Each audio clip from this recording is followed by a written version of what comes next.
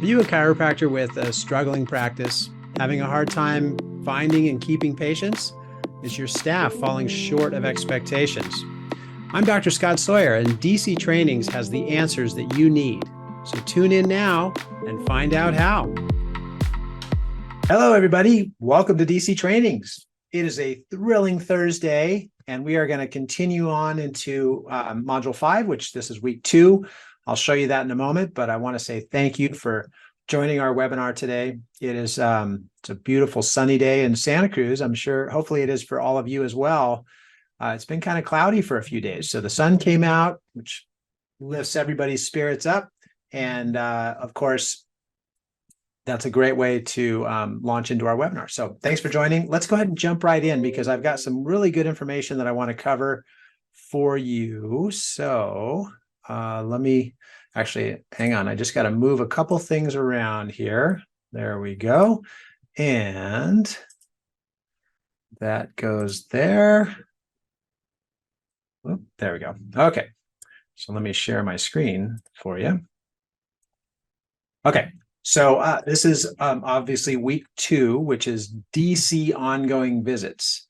And at any time during our webinar today, please chime in if you have any questions. Just raise your hand or type in a question. But with DC ongoing visits, this piggybacks on top of ongoing visits from last week, where we talked about the ongoing visits or the regular appointments on the CA side, on the front desk side. So how do you orchestrate and streamline your front desk appointments so that you can maximize your services, be as efficient as possible? And I talked about that, about this module, how we're really going to have efficiency as sort of the theme through this module. How can you improve efficiency in your practice overall? But that was a focus around the front desk so that you can be serving as many people as possible, right? And taking good care of your patients and having them receive the best care. Today, it's going to shift over to more of the back office where the doctor's role in maintaining efficiency comes into play, right? So we want to make sure that the doctor's side is very efficient. And actually, let me just expand my screen one more time for a moment, because in my office, I'll use this as an example, and you can translate this over to your office. But in my office, it's really important, given that being more of a high volume practice, the times that the patients at the front desk has to match or be less than the times that the doctor is taking with the patient, right? So I'll just use a hypothetical. Let's say that it takes 5 minutes for a patient to walk in, sign in, check in, maybe reschedule an appointment or something like that at the front desk.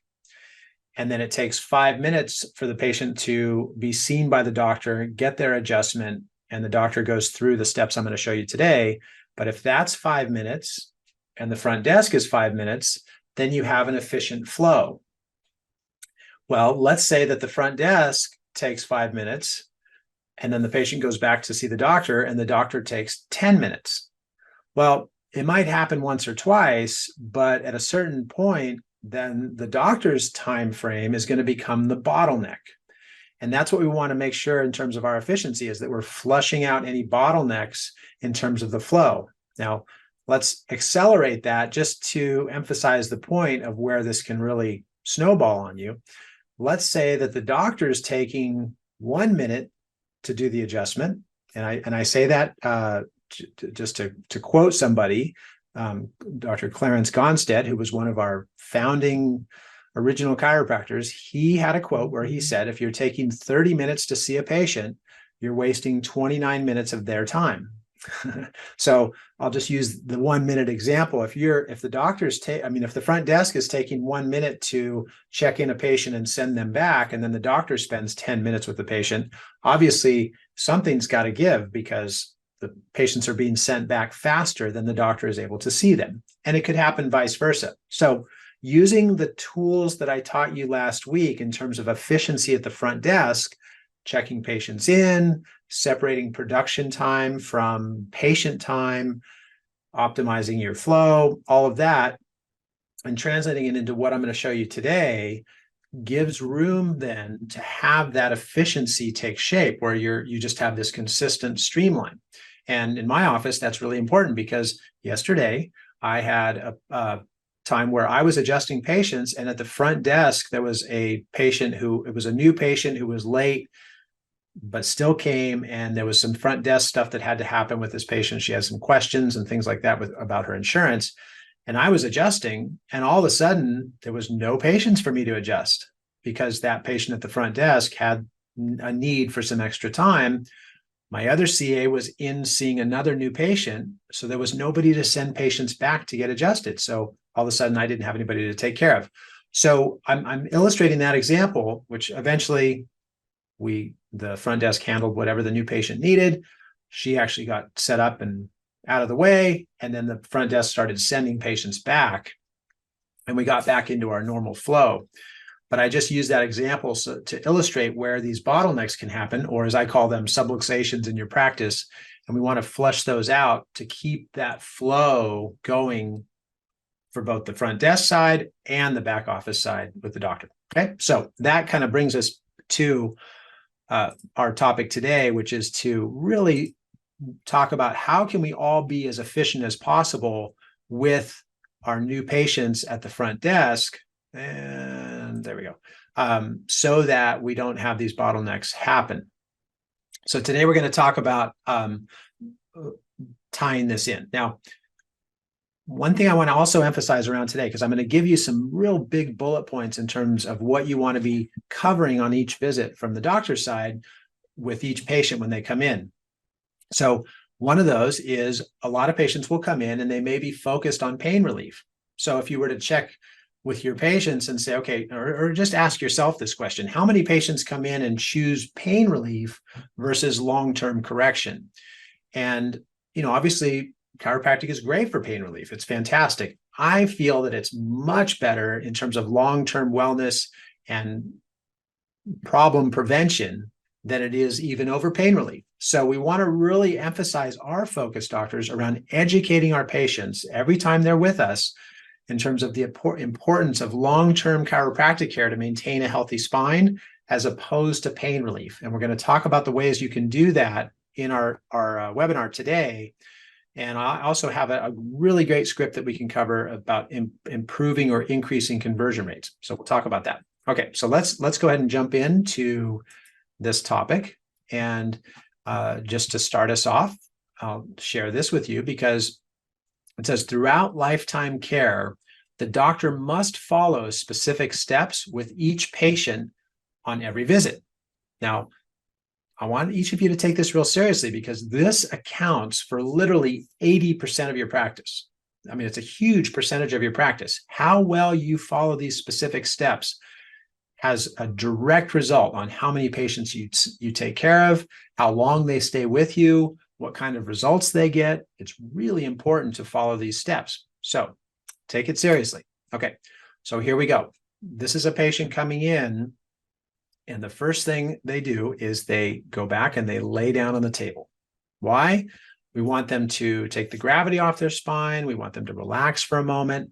So they should lay on the table. Now, the exception to this might be if you only have one table. And myself included, when I first started in practice, I had a big room and I had one table. And I quickly realized that it was much more effective and efficient for me to bring in a second table and put them side by side so that while I was adjusting this patient here, the next patient could come down and lay down, or come in, excuse me, and lay down. And then once this patient was done with their adjustment, I didn't have to rush them out to get ready for the next patient. They could gather their things, they could put their jacket on, they could put their shoes back on, whatever they wanted to do to get comfortable laying down, maybe put their purse down, take their wallet out of their pocket, whatever it was. I could let them gather their things in peace and at whatever pace they wanted while I was already on to the next patient and taking care of that patient. So it's a very efficient way to do this. Now, so backing up to the slide, when I come in, they're laying down. So I want to give them an enthusiastic greeting. John, it's great to see you today. Or Celeste, you can be our star patient today. Celeste, it's great to see you. Let me check you today, right? So this enthusiastic greeting, and I'll just remind everybody that one of the sweetest sounds to any person's ears is the sound of their own name, right? So greet your patient with enthusiasm and with their first name. I would recommend not ever saying, how are you? I know that's a standard conversational starting piece that we use, and it's socially accepted to say, hi, how are you? I'm fine. How are you? And then you get into your whatever you're going to talk about. In this particular setting, I would avoid saying, how are you? Because in this instance, doctors, we need to tell them how they're doing. We need to let the patient know how they're doing. So I wouldn't ask, how are you, unless you really mean it. The next one is deliberate specific palpation, right? Specific palpation. So the patient knows through your fingers, not because you're explaining it, but through your fingers, that you know exactly what's going on. Now, while you're doing this specific, firm, deliberate palpation, tune into the patient, tune into their innate intelligence. One of the greatest compliments I get from patients very often is, doctor, how did you know I was having a problem with my stomach, for example? Or, yesterday I was checking a patient and I said, gosh, have you had a headache? And she said, oh my gosh, I've had a migraine all day. How'd you know? Well, I was tuning into her innate, and I was feeling how her spine was responding in the situation. So tune into innate, have an innate to innate connection while you're using that deliberate, firm palpation. Next, we want to make sure that we give a report on progress, right? Dr. Fred Barge had a great book. It's called, Are You the Doctor, Doctor, ? Are you the doctor, doctor? And it's a great book because as the doctor, we're the one who's supposed to give feedback, approval, reporting to the patient, not the other way around, which is another reason why I don't ask a patient, how are you, unless I really mean it, unless I really want them to specifically answer some aspect of their health around that question. So we want to report on progress. Now, a mini report would be something like, you're showing great progress here, but this area needs more improvement. I'm seeing this area relax, which is great. The swelling's going down, but this subluxation here still has a lot of swelling that we need to pay attention to. Your legs are more even. They weren't before. Something that gives a mini report of progress and lets them know you're on track, but we still have more work to do at the same time. So that's the that mini report of progress. It doesn't take long. It might just be a comment, one sentence. It might be, and again, it's usually not a question. If it is a question, then I'm doing more of a checkup from the neck up in terms of wanting to find out their commitment in terms of their care and following through with the care plan. I'll get back to that in a second. So number 4, the subluxation body connections, right? And using Socratic education. So 2 ways we can do that. We can do that in the form of a question, or we can do it in the form of a statement. Let's start with a question. Celeste, do you remember where these nerves go from your neck right here? What part of the body they go to? Now, I might be at the same time asking her to turn onto her side so that I can do a lumbar side posture adjustment, right? So as she's turning onto her side to get ready for that adjustment, that might be a good time for a question, right? So you're kind of filling these gaps where there's not a long period of silence, and it doesn't open the door, because when there is long periods of silence, oftentimes we feel compelled to fill that gap with conversation. Well, if the patient's going to fill the gap with conversation, what are they generally going to fill it with? There's a 49er game today. Are you going to be watching it? That doesn't have anything to do with their health or their progress or chiropractic education. So sometimes we want to fill those gaps of silence with some educational conversation, right? Such as, Celeste, do you remember where these nerves go from your neck? And she might say, well, yeah, they go to my shoulders. That's right. And you've made great progress there, haven't you? Yes, I have. Great. Or I might say, as they're turning on their side, I might say, these nerves from your neck go to your shoulders, but do you remember what glands they control? Or do you remember how it was affecting your thyroid gland before? Yes, I do. That's right. And do you remember what types of problems can arise from a thyroid gland that's being affected by a subluxation? And let her answer that question. Another question could be in this subluxation body connection using Socratic, which Socrates was somebody he was an educator or a philosopher, but he always asked questions. And his educational approach involved asking questions to bring about a better understanding on a certain topic. So I might say, do you remember, now these nerves go to your sinuses. Do you remember the name of the condition that we're taking care of for you? Well, yeah, doctor, it's called a subluxation. That's right. So just want to make sure we get a good adjustment there to open those nerves through that subluxation, right?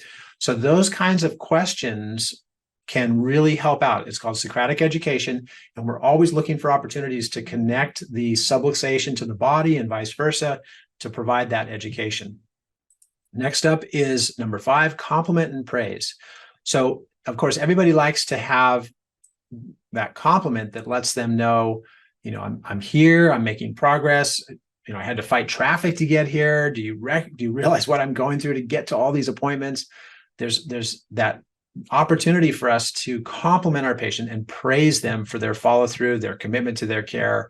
Anyways, so we want to look for ways to compliment them. Now, it might be something that's specifically related to their care, like, I'm noticing that your legs are more even, so congratulations.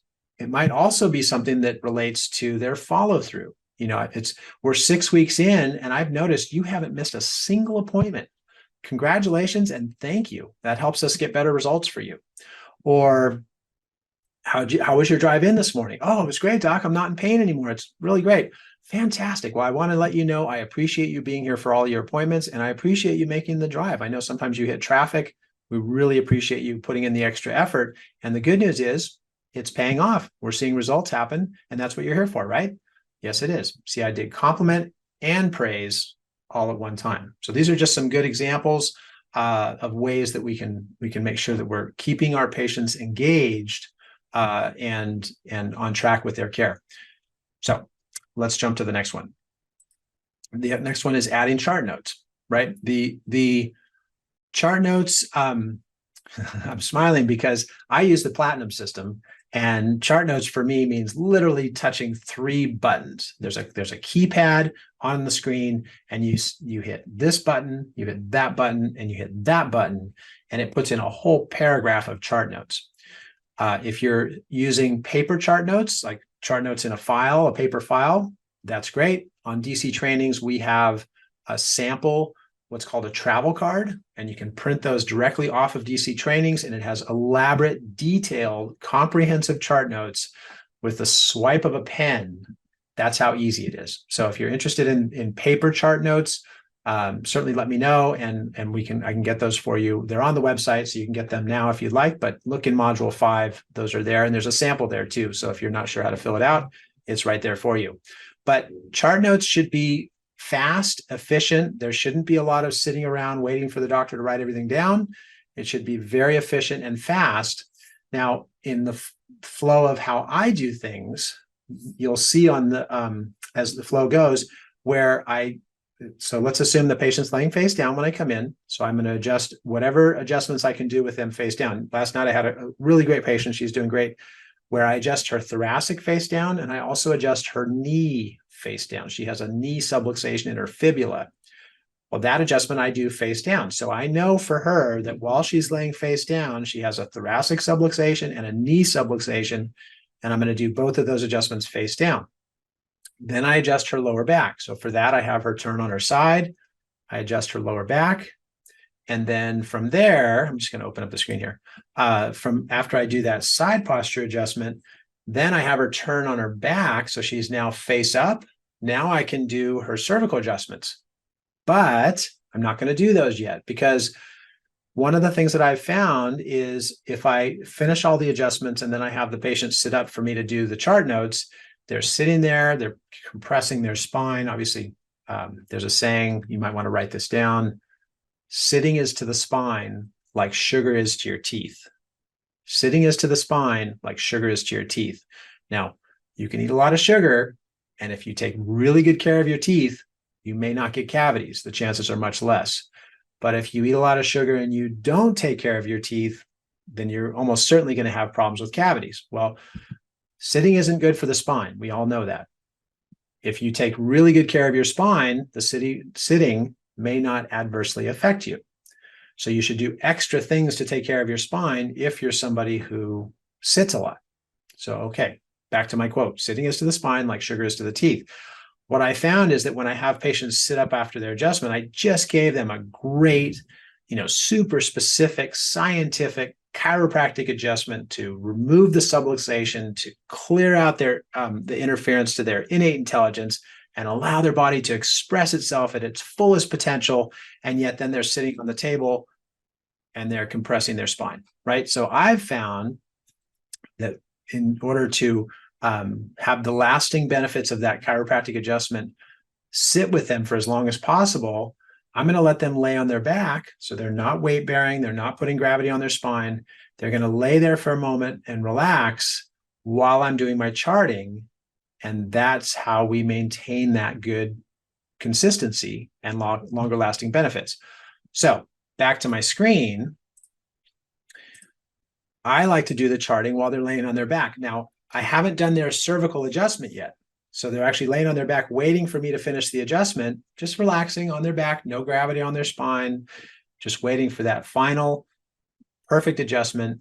And at that point, as soon as I do that adjustment, after I've done my chart notes now, then I sit them up and I send them out to go on a walk, right? Because after you get your adjustment, if you take a little short walk, you keep your spine moving. Sorry, I'm going to jump back to here because I want to share this secret ingredient for you. This is a really great way to, you should incorporate this into your practice. But I want to send them out right away after the adjustment because I want them to go for a walk and keep their spine moving so they hold their adjustment better. It allows the spine to stay moving. It helps with circulation. So as soon as I do that supine adjustment, I set them up and I say, Celeste, that was a great adjustment. I'll look forward to seeing you next week. Go ahead and take your walk. And she walks out and goes for a walk. Now, some of us have challenges with our practices where we have limited parking, right? I think all of us could say we have limited parking. Some of us have more than others. Now, if you have a challenge with limited parking, wouldn't it be nice to save those parking spots that are close to your office for your new patients, right? If a new patient comes pulling into your office and they've never been there before and they have trouble finding parking and or there's somebody who's hurting and they have to park far away just to get to your office, right off the bat, that could leave a bad taste in their mouth and it could make the wrong first impression. So we like to save our parking spots at the front of the office for our new patients. How do we do that? We ask all of our existing patients to park outside of those spots. There's another parking lot next door. The owners of the parking lot let our patients park there. So we ask all of our existing patients to park in the parking lot next door and walk over and get adjusted and then walk back to their car, leaving our spots in front open for our new patients, right? So just a little trick that you can use, and it helps to keep the flow going. Plus, it's going to help your patients know the importance of not sitting for too long. Here I am sitting in a chair while I'm telling you that, but it's going to help educate your patients about that important aspect of staying moving. So back to our screen. So we add the chart notes while they're supine. Then we go to our next step, which is a kind of a personalized dismissal. Now, what does that mean? Well, actually, let me come back to that, because the first thing is we did the chart notes. Now we've finished their adjustment and they're sitting up. So what do we do as they're sitting up? I just said you can, say go ahead and take your walk. That's great. But while that's happening, if you want to have better retention with your patients, confirm the next appointment. Now, I know doctors, you might be saying, well, that's the front desk job. They're supposed to do that. I know, but it's much more relevant coming from the doctor. And I'll give you an example. This week on Monday, I had a woman I've taken care of for a long time. She came in and she was having a flare-up. So I adjusted her. And she said, oh, that was so great, doc. Thank you so much. Well, on the screen, I noticed that she had missed an appointment the week before. So we had a missing appointment and I saw it on the screen. And at the same time, she had a flare-up. So I could, this is what most offices do, but not doctors with DC trainings. We don't do this.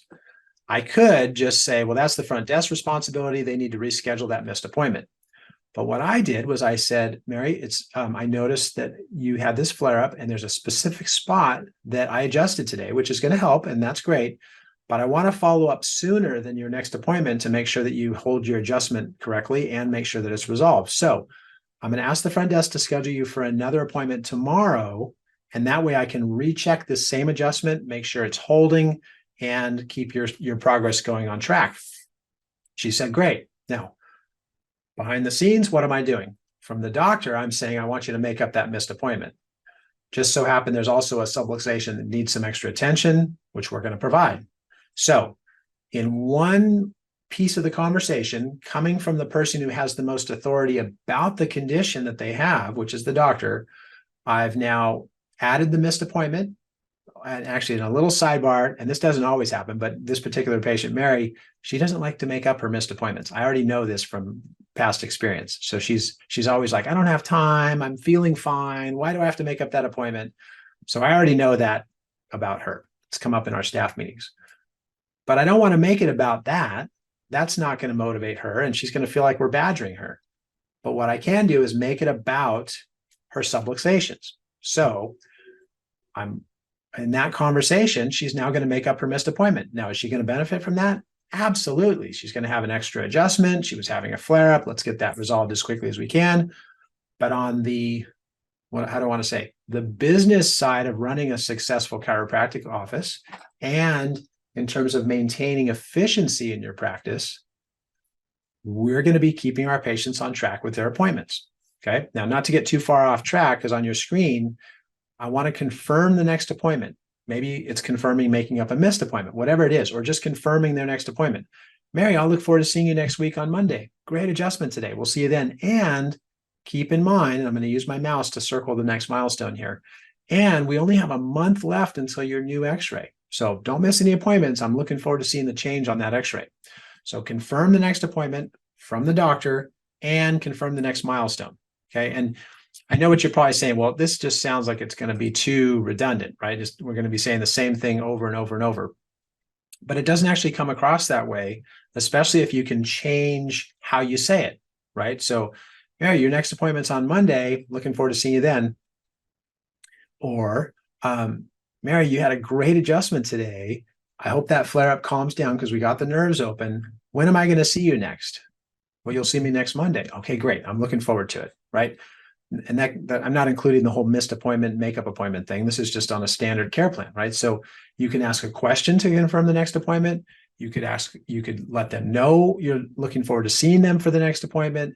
You could say, do you remember what is coming up? It's a big milestone. It's coming up next month. Do you remember what that is? Yeah, it's my x-ray. Absolutely. That's going to be great. But don't miss your appointments between now and then, because we're still making progress towards that x-ray. So we don't want to fall behind. There's so many ways that you can say it to make it fun, to make it different, to make it not sound robotic. But there's ways that you can say it. You can ask a question about it. You can plant the seed with a hint. So many ways, and it keeps it fun. It keeps it exciting, keeps it fresh. And you can even be saying it to every patient in the open adjusting room. We have 4 tables in our open adjusting room, and I'll be confirming the next appointment and the milestones on each one of those patients in all 4 tables, and it won't sound robotic or repetitive to any one of them. Why? Because it's customized to their circumstances, to their condition, to their specific subluxations. So we can customize it and make it fun and keep it fun. I want to just add something too, because I see a couple CAs on the call, and that is that CAs for you, this, and we covered this last time, but not quite in this much detail. This applies to you too at the front desk.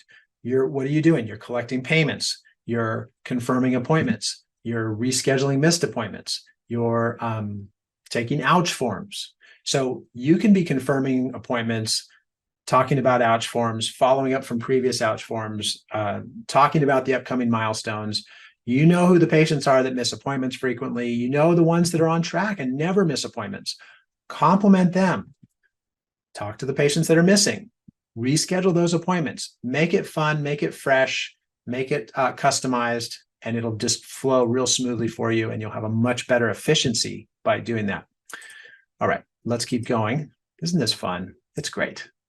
Got to enjoy it. This is about running an efficient, successful, volume, hot, profitable practice. That's what we're talking about. Okay, so let's on this next one, we want to anticipate roadblocks. And the roadblocks are going to come about where, and these days, because I'm in practice just like you, you know this is the case. If a patient misses an appointment and you don't get a hold of them, the chances of them answering the phone later when you call, are the chances high or low? They're low, right? People don't answer their phone anymore. I don't know. It's a trend. It's a trend. It's happening. So the time to connect with a patient is when they're right in front of you. And if you have a patient right in front of you and they have some missed appointments, or they hemmed and hawed over their payment amounts, or they're concerned about the pain not going away, all of those things are factoring into their mind about whether they should continue care with you. So we want to be anticipating those types of roadblocks, and the time to address them is when the patient is standing in front of you, or doctors, it's when you're adjusting the patients. So this is a total team effort. Just because you're the doctor doesn't mean that you don't need to talk about missed appointments. It doesn't mean that you don't need to talk about maybe there's an upcoming payment and this patient's complaining about their pain more, and they're thinking that because their pain's not going away, maybe this isn't working. Maybe I don't want to make that payment. Maybe I'll just stop coming. So these anticipation factors on the part of both the front desk and the doctor go hand in hand. We want to anticipate roadblocks and work together as a team to make sure that we anticipate those before the patient's gone. Because once the patient's gone, as I said, and as I know many of you realize, the chances of getting a hold of them are much less than they have been in past years. So anticipate those roadblocks so that you're not trying to track down the patient that never answers their phone or never answers text messages, and not trying to chase them down. Okay, so next up is a personalized dismissal. And what I like about this one is this gets you in tune with your patients. Now I have, and this is actually good for everyone to hear this. I have an associate doctor who works with me, and he's great. I know his strengths. I also know his weaknesses. And his strengths are that he's a great doctor and he's very smart and he knows all the stuff that I've taught him over the years through DC trainings. The challenge that he has, which we are training on and we're working on, BJ Palmer called that slipping and checking. His challenge is in the form of the personalized dismissal.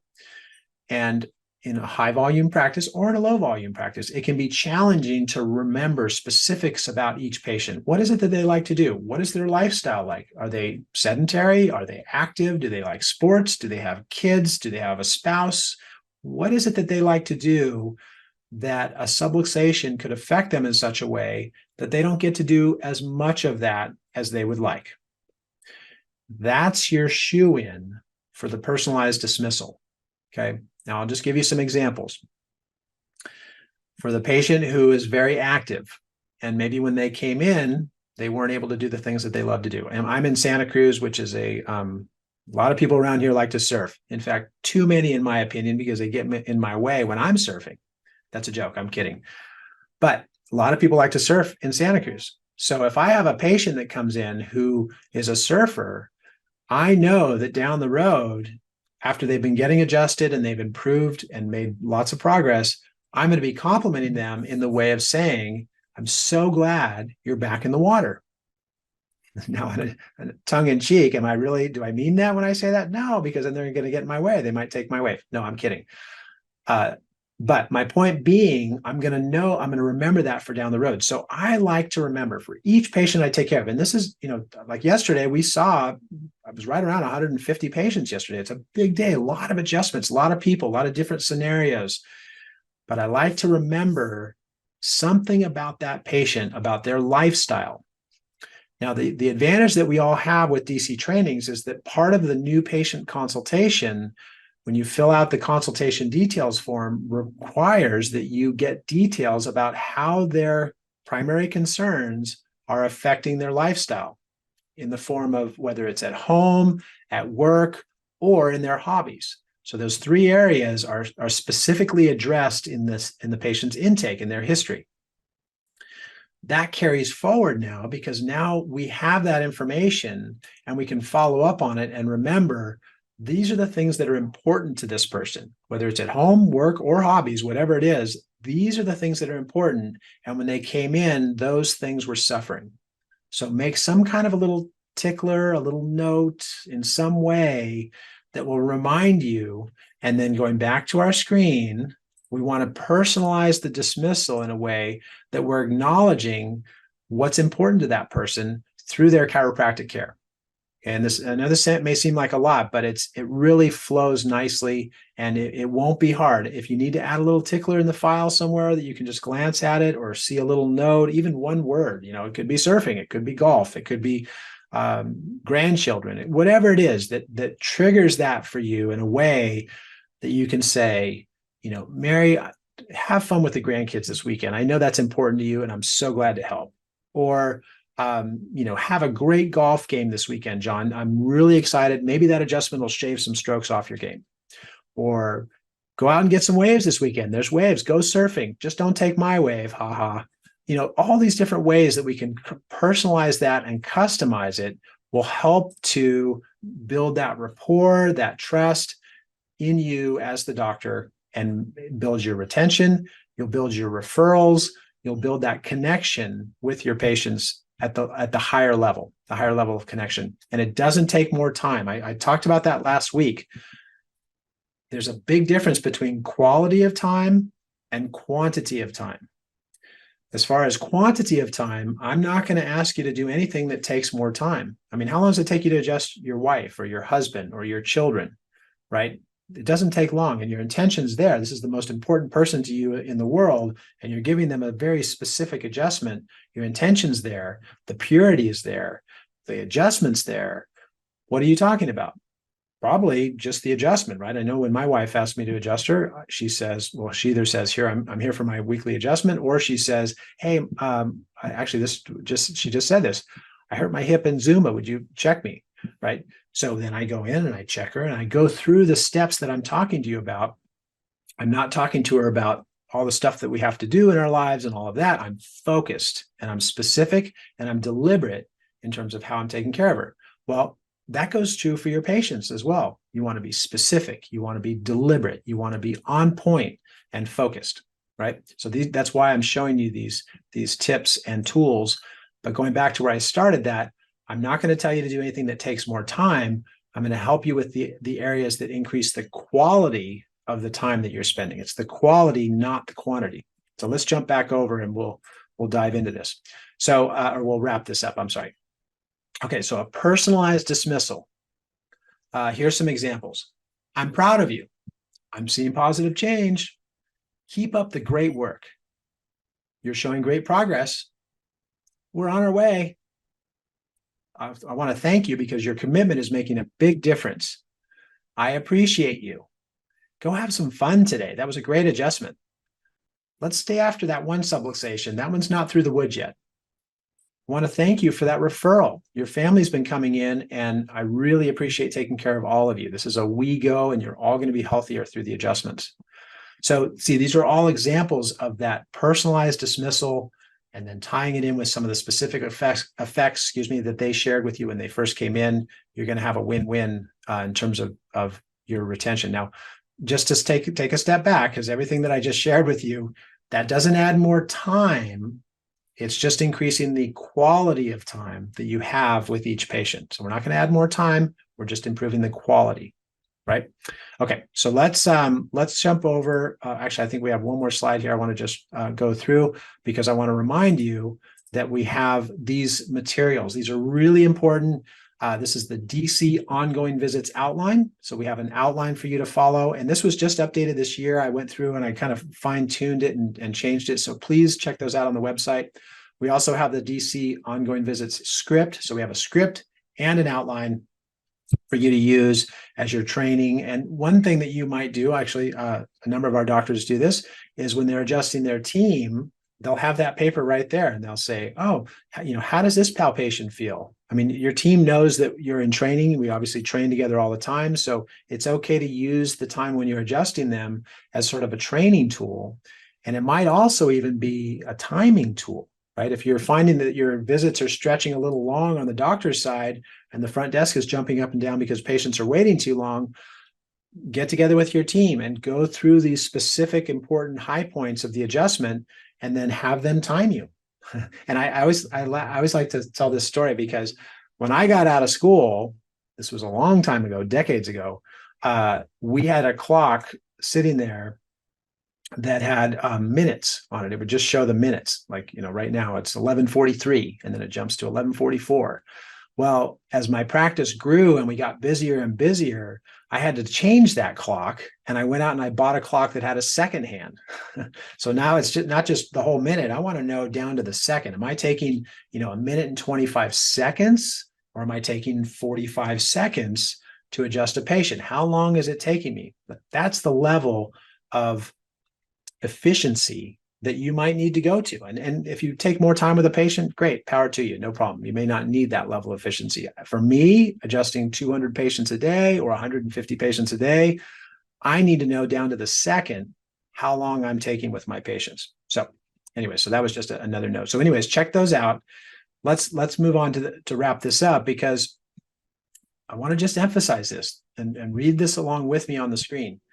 The doctor must follow these steps at every visit to maximize patient retention. So what does that mean? That means that based on your technique, and I know some of you have techniques that require more time, and that's fine. I completely support you on that. Dr. Marsh, you have that environment in your office and you have a great practice. But don't leave out any of these steps. Keep them all in check. Make sure you're incorporating all of them. And then if you need to add more for other parts of your technique, that's fine. But don't miss out on these steps. This will maximize your patient retention, and it will definitely improve results as you go. So this process, as it says on the screen, is about 5 minutes.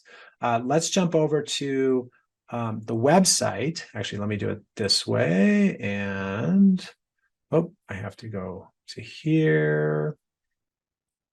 There it is. Okay. Let's do that and share my screen. By the way, if you have a question, now's a great time. Go ahead and raise your hand and just let me know, because I'm happy to answer any questions that you have. And oh, there it is. Okay, so on this week's materials, I want to show you these. They're all listed here, but one of the important parts I want to show you is that we also have these videos, and this is actually one of the bigger sections with the most videos in it. We have an office tour demo, so that's important because when patients come back in for their next visit after their report of findings, you want to give them a tour, so that's there. We have the ouch and call forms demo, so that's in terms of what happens at the front desk when a patient needs to fill out a call form, what happens with the doctor when a patient needs to fill out a call form or an ouch form, either one. But this one, the ongoing visits demo and the chiropractic table talk, those two videos, I want you to watch those, because you'll see in this example, as I go through the flow, it's a 5-minute video where I adjust, I think it's 3 or 4 patients, and you'll see the flow and the dynamic of how this can work very well in an open adjusting environment. So that's in there for you on the ongoing visits demo. And then the chiropractic table talk, this is the specific high points of what you want to cover during each of your visits with your patients. So you can check that out as well. So those are there for you. Going through the materials, we have the ouch form. So this can save you lots of time when you're in your flow and you're working towards efficiency. So check out the ouch form, and we do have that as a sample as well on the website, so you can check that out. We also have the call form. Now we have the call form in English. There's a sample for you. We also have the call form in Spanish. So there's one in Spanish there for you. If you have Spanish speaking patients, you can just print that out. It's ready to go for you. And we have many forms in Spanish on the website, so you can watch for those if that's something that would help you in your practice. Then we also have a sample of care plan appointments. And this one is great because it shows an entire year of calendared appointments with milestones for the whole care plan. Now, when you give this to your patient, I want to emphasize this, because when you hand this to your patient and you say, here's our roadmap for the next 12 months, what does that do for your retention, right? It dramatically improves it, dramatically. So that's something that you want to have ready to go, print out the whole care plan. It sets up the whole roadmap from A to B, or A to Z, sorry, from point A to B. That's what I meant to say for your patient. Okay, so that's on there for you. And then we have our weekly topics for this whole module. Now, I meant to go over this last week, but we have the whole module outline. It has all the materials. Here we are in week 2. There's the videos for you. Oh, actually, and I apologize because those were up from last week. So we actually, Yeah, the table talk one is there from last week. So check those out. All these videos are available on dctrainings.com. So if it's off by a week, just jump over to the next week and you'll see them. But those are all our materials that are coming up for the whole module. So those are there for you, which brings us back to here. And I want to just remind everybody, because I want to see that we're all incorporating the success rates into our practices and really using those as a tool to guide your team and promote the progress and promote the goals that you want to reach in your practice. So be sure to put in your results. You just go to the calendar, click on the date that you want to put those results in for, plug them in, and it'll spit out your success rates and show you exactly how you're doing towards your goals. For example, today's the 21st. I can just click here and I can put in those numbers and away we go. So please keep your success rates up to date, and it helps me to help you more effectively. So anyways, that wraps up our topic for today. And I want to say thank you for joining us. I'm running up a little short on time today, so I'm going to jump off. I'll look forward to seeing you next week for our next topic. Thanks for being a part of DC Trainings. Anytime, if you have any questions, please reach out to me, dctrainings@gmail.com, or you can join our webinars and chime in. If you would like to become a member of DC Trainings, be sure to head on over to dctrainings.com to get started today.